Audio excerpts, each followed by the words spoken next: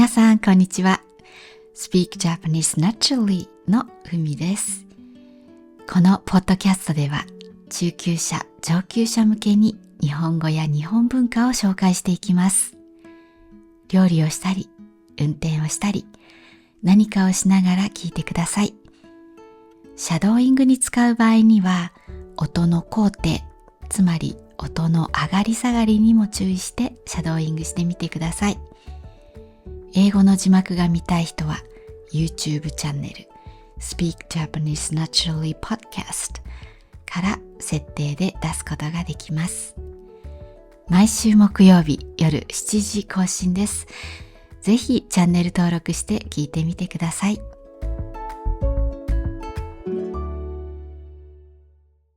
はい、先週ポッドキャストで話す内容が考えられなくて散歩に行った話をしました。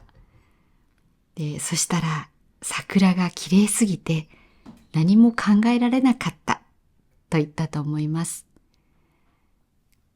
で、今週も半分ぐらい書いてあったんですけど、その先が書けなくなっちゃったので散歩に行ってきました。そしたら1週間前にはあんなに綺麗だった桜が汚くなってました。汚いっていう言い方は良くないんですけど、金曜日に息子を車でサッカーに送るとき、桜の木がたくさんあるところがあるんです。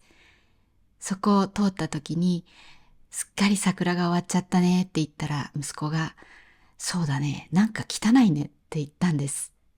その時に、つい、確かにって思ったんです。桜の白っぽい花びらと、緑の葉っぱと、あとなんだか茶色っぽい赤っぽい部分が混じって、何色って言えない感じの色になってました。いつもだったら葉桜って言うんですが、緑が強くなってくるんです。でも今、緑があんまり出てないんですね。今年は葉っぱが出てくるのが遅いのかもしれません。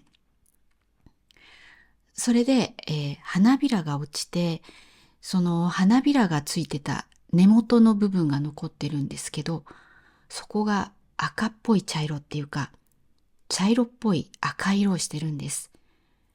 で、なんだか今年はその色が目立っている気がしました。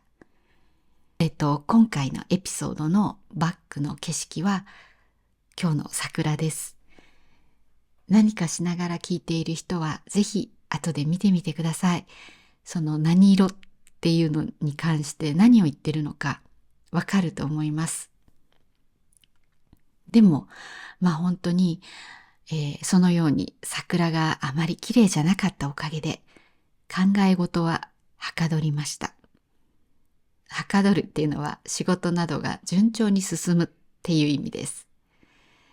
なんで今日はちゃんとエピソードのことを考えてきましたよ。ということで今日のエピソードに入りましょう。今日のエピソードはひらがなとカタカナと漢字の使い分けについてです。使い分けというのはこういう時にこれを使ってこういう時にはこれを使うっていう使い方を場合によって分けるその方法のことです。先日もう一つのチャンネルの方で初級者向けのチャンネルをやってるんですけど、台湾の方からどうして綺麗、時などを漢字で書かないのですか？漢字の方がわかりやすいですというコメントをいただきました。実は理由があって使い分けてるんですけど、このコメントを見てさすが台湾って思いました。台湾は反対字を使ってますよね。反は繁栄とか繁盛の繁に、体に漢字の字です。画数の多い漢字のことです。これ台湾では正体字って言うんですよね。正しいに体に字ですね。で、なんでかっていうと、これが元々の漢字なわけです。で、現在中国ではそれの画数を減らした簡体字。これは簡単の簡に体に字ですね。この簡体字を使ってます。日本ではそれとはまた違う、日本独自の画数が減ったような漢字を使っています。で、反対字と簡体字と日本の漢字が3つとも同じこともあるし、2つが同じで1つが違うということもあるし、3つとも違うということもあります。ちょっとややこしいですね。まあでもともかく漢字だけ使っている方には、それは漢字がわかりやすいですよね。だからなんで使わないのって思うその気持ちわかります。で、多分その他の皆さんもなんでここで犬がカタカナになっているんだろう。なんで漢字じゃないんだろうとか、何かそのようなことを思ったことがあるんじゃないかと思います。どうでしょうか？あるでしょうか？適当に書いている時にはパソコンの変換のまま書いていることもありますが、ちゃんと書き分けて、使い分けていることもあります。なんで、その使い分けについて、お話ししたいと思います。では、まずは、それぞれひらがな、カタカナ、漢字が持つ印象、イメージからお話ししますね。まずはひらがなです。ひらがなは一番基本となる表記です。表記っていうのは書く方法のことです。漢字で書くのか、ひらがなで書くのか、カタカナで書くのかとか、例えば、入り口っていう言葉をですね、書くときに、入ると口の漢字の間にひらがなのりを入れるのか、入れないのかとか、それが表記です。で、ひらがななんですけど、小学校で最初に習う文字はひらがなです。ひらがなを全部習ってからカタカナを習います。ひらがなのあとカタカナのあは同時には習いません。まずひらがなを先にやります。なんで、ある漢字を使えない場合、まだ習ってないとかですね。そういう場合はひらがなで書きます。小学校に入る前の子供向けの本はひらがなで書かれています。で、ひらがなの持つイメージですが、ひらがなって、ちょっとこう角がね丸いので丸くって柔らかいイメージがあります。どちらかというと女性的なイメージです。ただまあこの女性的なイメージっていうのはひらがなの成り立ち、ひらがながどうできたかにも関係があって、まず日本には文字がなくて漢字を取り入れたわけなので、まず漢字がありました。で、そこから、かなができました。かなっていうのは、ひらがなとかカタカナに入っているこのかなの部分ですね。で、かなは漢字で書くと、仮に名前の名でかなです。仮には、本物じゃないという意味があります。じゃあ、かなが本物じゃないなら、本物は何かというと漢字です。漢字が、本物の文字っていうことです。どういう意味かっていうと、漢字が昔政治で使う正式な文字でした。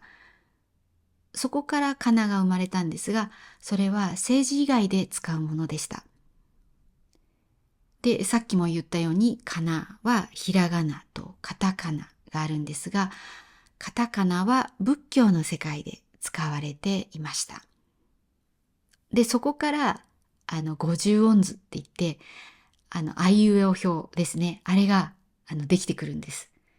その話も面白いので、また今度ぜひさせてください。そしてひらがなは、政治の世界でもなく、仏教の世界でもない、それ以外の文章を書くのに使われました。で、男性も政治以外は、仮名を使っていたと思うんです。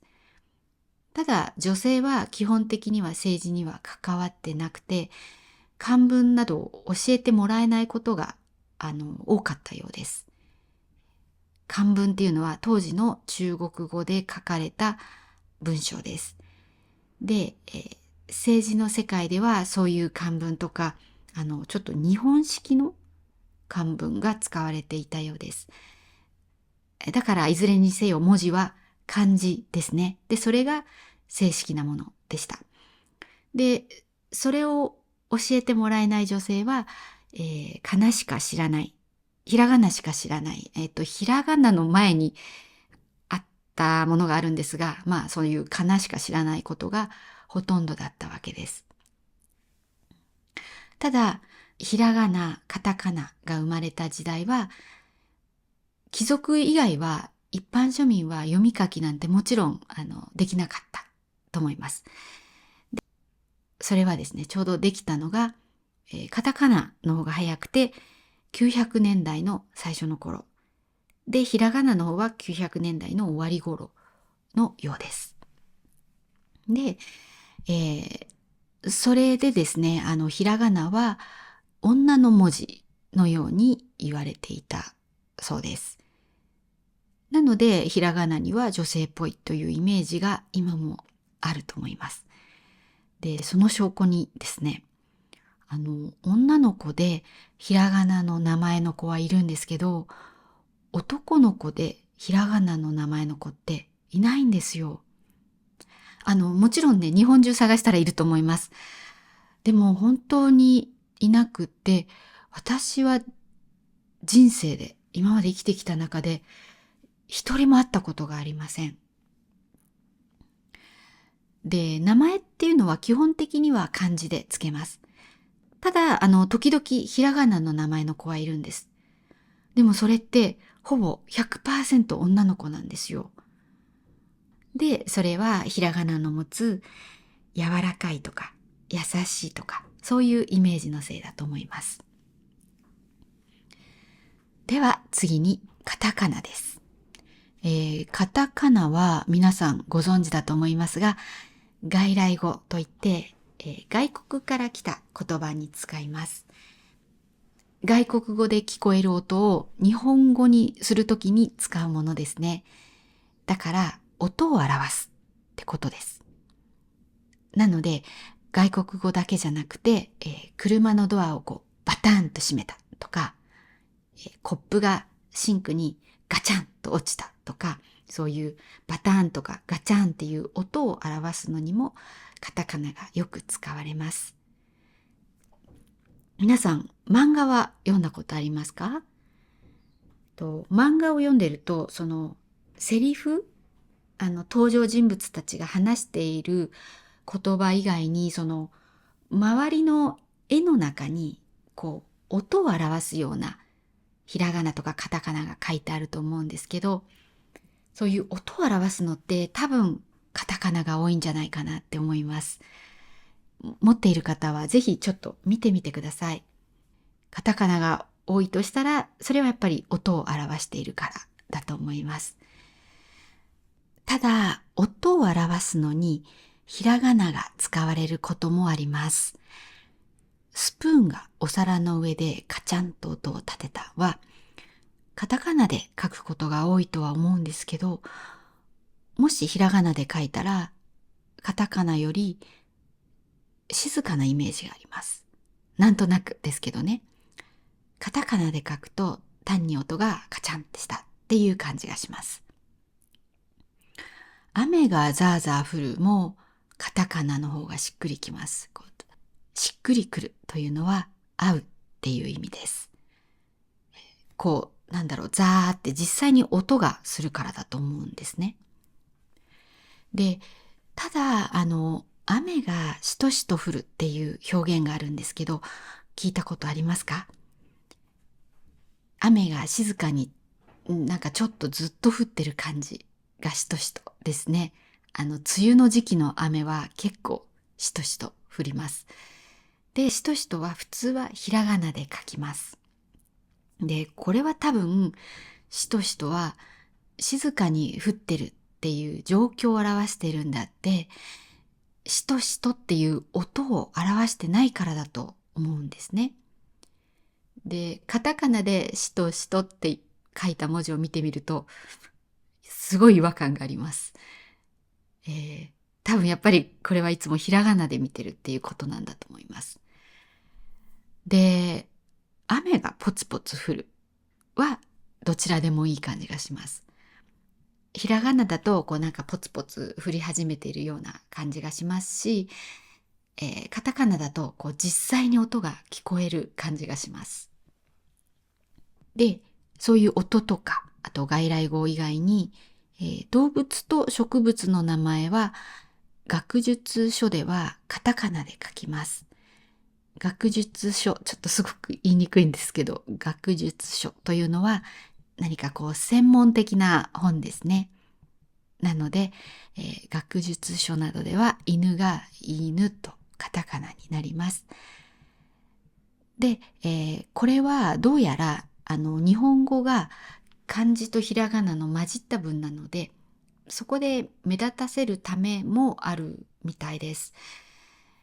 漢字とひらがなの中にカタカナがあるとやっぱり目立つんですよね。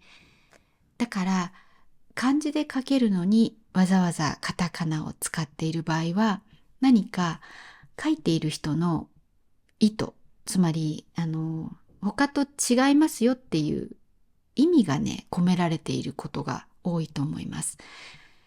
例えば広島、長崎、これをカタカナで書く場合には、原子爆弾の核の被害を受けた都市という意味になります。で、横浜とか東京ってカタカナで書くと、なんとなくこう海外の目線で見た横浜と東京のイメージっぽい気がします。まあちょっとこの辺は個人差があると思いますけど。で、あと私もね、今この文、全部カタカナをカタカナで書いています。カタカナには漢字があります。片方の肩に、さっき言った仮の名でカタカナです。でも、パッと見てカタカナってわかるのは、カタカナで書いてある時だと思うんですね。なんで今回は目立たせるためと、そのカタカナという意味を文字で見てパッとわかるように、カタカナをカタカナで書いています。で、新聞社とかテレビ局は、そういう表記についてのそれぞれのルールがあります。で、大体のところで、動物と植物の名前については、原則としてカタカナで書くというルールが、あるようです。ただ、こういう時には漢字を使ってもいいっていう場合もあって、そういう場合には漢字で書くようです。あと、漢字を勉強するときに、音読みはカタカナ、訓読みはひらがなでこう書かれています。音読みっていうのは昔の中国から入ってきた読み方で純粋に音なんですよね。だから多分音読みがカタカナなんだと思います。で、ただその漢字を勉強するとき以外は漢字に振ってある仮名のことを振り仮名って言うんですけど、振り仮名は基本的にひらがなです。振り仮名っていうのはこの今のこのポッドキャストの画面での漢字の上の小さいひらがなのことですね。じゃあちょっとまとめると、カタカナは音を表すのに使われたり、目立たせるのに使われたりするということです。で、さっきひらがなの名前の女の子がいるという話をしましたが、カタカナの名前の子は男の子も女の子も今はほぼいないと思います。外国にルーツがある名前ではカタカナが使われますが、日本的な名前でカタカナというのは考えづらいです。100年ぐらい前は女性の名前で梅さん、菊さんなんていうカタカナの名前の人は多かったんですけどね。安藤サクラっていう女優がいます。彼女は万引き家族とかブラッシュアップライフに出てたんですけど、名前がカタカナのサクラです。でも、これは芸名です。芸能人としての名前です。本名はひらがなで書くサクラのようです。では次は漢字についてです。基本的に漢字で書けるものは漢字で書くのが普通です。それをわざわざひらがなにしたり、カタカナにしたりすることで、意味を持たせることができます。そういう意味でもしかすると漢字が本物っていうのが今も残っているかもしれませんね。で、漢字のイメージとしては、硬いとか信頼できるとかですかね。契約書がひらがなばっかりだったら、これは大丈夫なのかしらってちょっと思いますね。で、ただですね、漢字が多すぎると、一瞬、うって読みにくそうだなって思うこともあります。だから漢字とそれ以外のバランスっていうのがすごく大事ですね。で、男の子の名前は漢字が多いという話をしましたが、二文字の漢字の場合、読み方は、訓読みがほとんどです。で、それを音読みで読むと、急にその仏教のお坊さんっぽいイメージになります。例えば、道秋、道に昭和の昭ですね。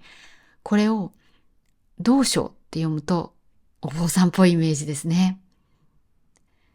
さっき漢字で書けるものは漢字で書くのが普通って言ったんですが、じゃあ何が漢字で書けて何が書けないのって思った人もいたかもしれません。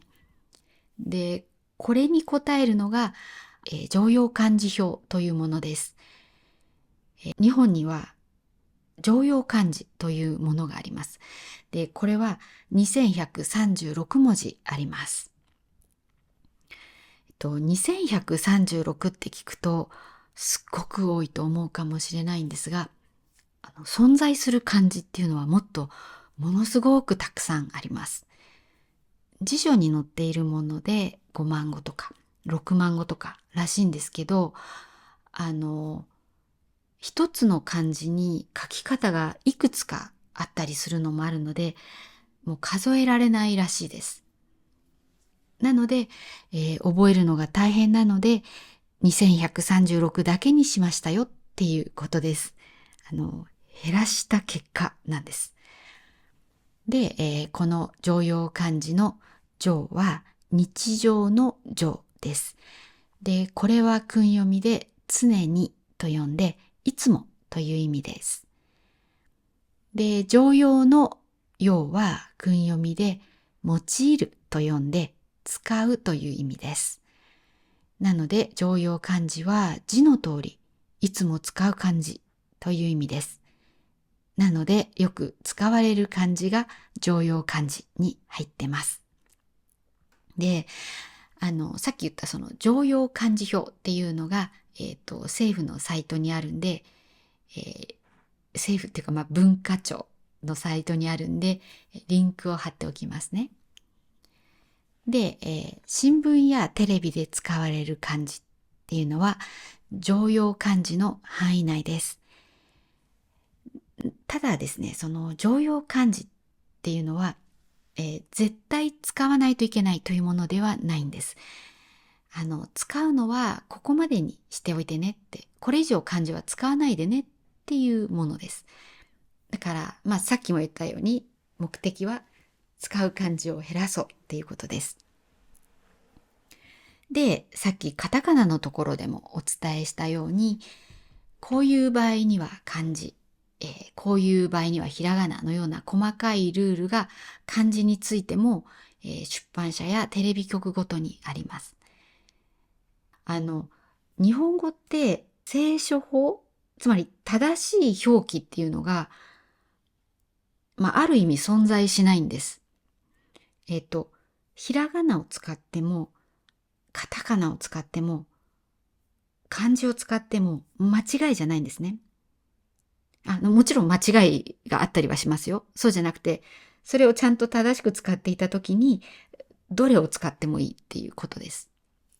で、そうすると、記事を書く人ごとに、じゃあ、俺を漢字で書こうとか、俺はひらがなで書こうとか、俺はカタカナで書くか、みたいな、新聞で俺は使いませんけど、そういう好きな表記を使う可能性があります。で、じゃあ例えばね、そうすると、が、熊ってカタカナだったり、ひらがなだったり、漢字だったり、混じっちゃいますよね。そういうのを避けるために、そういうテレビ局とか新聞社っていうのは、ルールを作ってます。やっぱり表記は揃ってる方が綺麗だからです。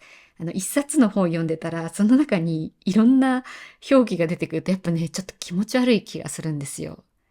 そう。だからね、ちゃんとした出版物とかは、そういうのを揃えてます。で、そうだ、最初にその台湾の方からのコメント。綺麗がなぜ漢字ではないのかなんですが、綺麗はですね、私の動画だけじゃなくて、いろんなところでひらがなで目にすることの方が多いかなと思います。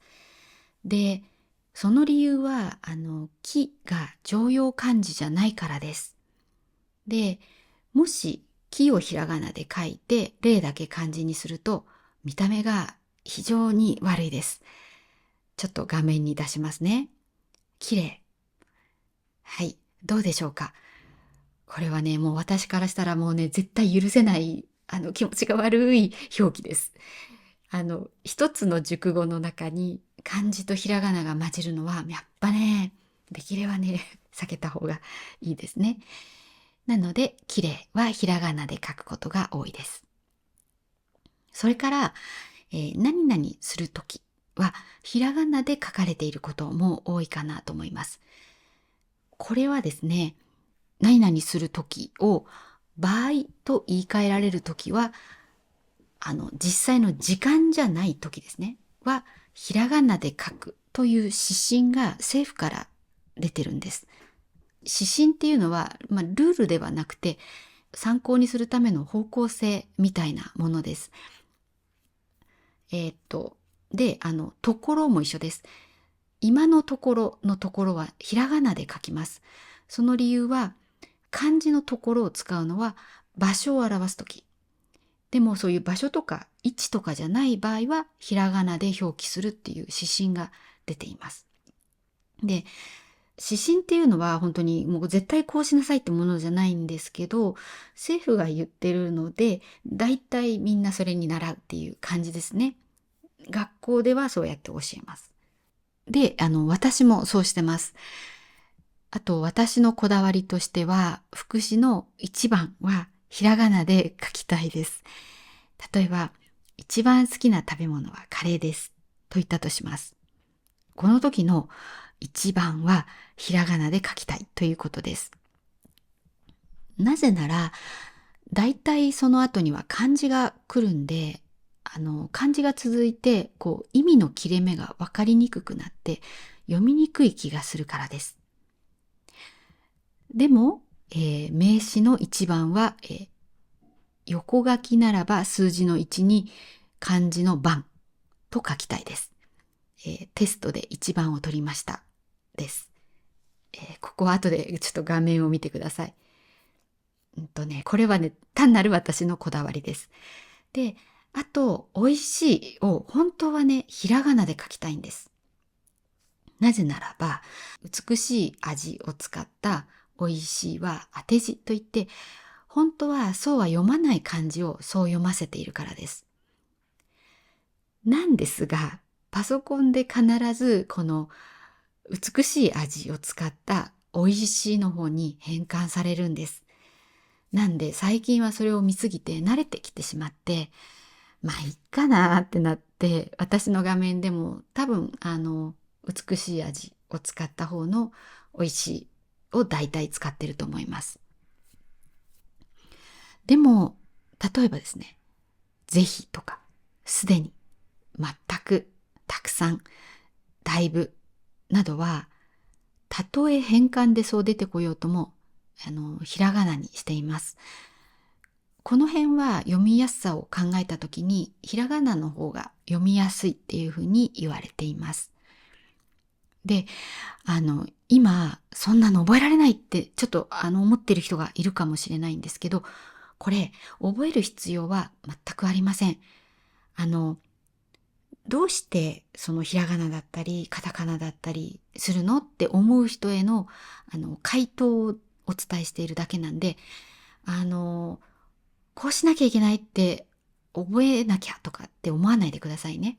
で、私もそこまで厳密にやってません。厳密にっていうのはすごく細かくって意味ですね。で、例えばさっき言った何々するときなんですけど、私のパソコンだと絶対漢字を使ってくるんです。だから気づいたときは直すんですが、まあ気づかないときは、そのままその時っていう漢字を使っていることがほとんどです。しかも動画で見せるときはできるだけ揃えようってしていますが、ただ私が適当に書いているときはもう絶対揃えないです。もうパソコンの変換が出してくれるまま書いてます。ただですね、その政府関連の発表だったりとか、新聞とかテレビとか、あと学校での教育ですね。そういう公共性が高いものは、指針に従っていると思います。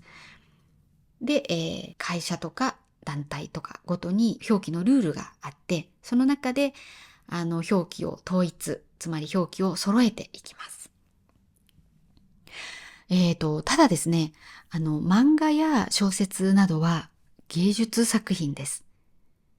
どこで漢字を使うか、使わないか、ひらがなにするか、カタカナにするか、なんならばそのアルファベットを使うか。それは全部作者の感性。で、作者がこの表記がいいと思ったものが使われています。で、それはやっぱり、どの表記を使うかで与える印象が変わるからですよね。なんで、まあその作者の本の中では表記の統一はもちろんしているんですけど、あえてずらしている時とかももしかしたらあるかもしれないし、この時は最初はカタカナで言ってたのがローマ字で出てきたっていうのはやっぱり多分そこに何かきっとね意図があるんだと思います。あと皆さんが目にするものとして個人で書いているブログとかX とかインスタなんかがねあると思います。で、これらは多分表記とか表記の統一とかはあんまり気にしてないんじゃないかと思います。で、ブログはちょっと時間をかけることが多いですかね。そういう人は気にしてるかもしれませんね。でも多分 X に投稿するときはそこまで気にしないかもしれないです。X は140字っていう制限があるんですよね。なんで140字以内に入れたいと思うと普段ひらがなで書くものを漢字にしたりっていうこともあるかもしれないですね。あと、やっぱり文章を書くことを仕事にしている人は、多分 X での発言でも気にしてると思います。でもそうじゃない人は多分本当に気にしてない。で、パソコンの変換のままやってる可能性が高いんじゃないかなっていうふうに思います。なのでね、皆さんいろんなところで目にするものについて、なんでこの表記はこうなんだろうって考えてみてください。面白いものがあったらぜひコメントでシェアしてください。コメントすごい励みになっています。励みになるっていうのは頑張ろうって思わせてくれるということです。で、この頑張るも私はひらがなが好きです。パソコンは漢字を出してきますが、画数が多くて硬くなる気がして、私はひらがなの頑張るという表記が好きです。で、皆さんもね、いろいろ目にした時にどういう表記が好きかなって、自分が好きなものを探していくと自分が書くときにいいかもしれませんね。でも基本はあんまり気にせずいろいろ書いてみてください。はい、ではここでお礼です。水凛さん、スーパーサンクスありがとうございました。とっても感謝しております。なんとちょうどホットスポットを見終わったばっかりだったんですね。すごい偶然でしたね。私の動画が水凛さんの日本語学習に本当に役に立っているみたいで、とっても嬉しいです。これからもいい動画を作れるように頑張ります。一緒に頑張りましょう。また最後まで見てくださった皆さん、高評価をしたり友達にシェアしてくださった皆さん、ありがとうございます。皆さんが聞いてくださるので、楽しく続けられています。最後に一つ宣伝をして終わりにします。皆さんは、日本語を話すときに発音に自信を持ててますか？また、この音はどういうふうに発音すればいいのかなって知りたいって、思っていたりはしませんか？私はサブスクコースを持っていまして、日本語の発音、リズム、ピッチアクセント、イントネーションを教えています。英語で教えるコースなので、小さいつの音や伸ばす音、アクセント、特に英語母語話者の苦手とするものを多く扱ってます。勉強になると思いますが、それだけじゃなくて、会員になってもらうと、毎月発音チャレンジというものに参加できます。皆さんに文を読んでもらって、ここをこうするともっといいですよって私がアドバイスします。リンクを貼っておきますので、よかったらぜひチェックしてみてください。はい、では皆さん、今日もここまで聞いてくれてありがとうございました。